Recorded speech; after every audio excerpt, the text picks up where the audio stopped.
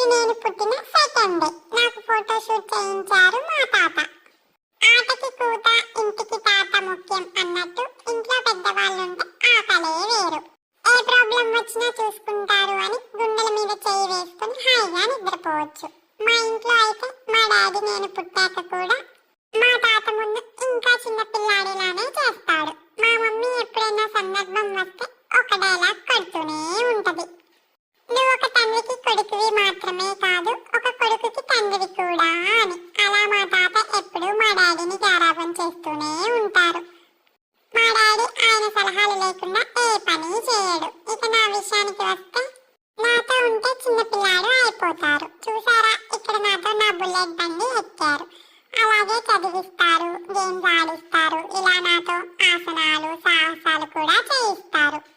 తాత ఒకటే నమ్ముతారు, అబద్ధానికి ఆకర్షణ ఎక్కువ, ఆయుష్ తక్కువ అని. అందుకే నిజాయితీగా ఎవరి సపోర్ట్ లేకుండా ఎదగాలి అని.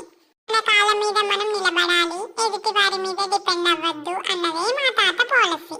మా డాడీని కూడా అలానే పెంచారు. అందుకే మా ఇద్దరికి మా తాత రోల్ మోడల్.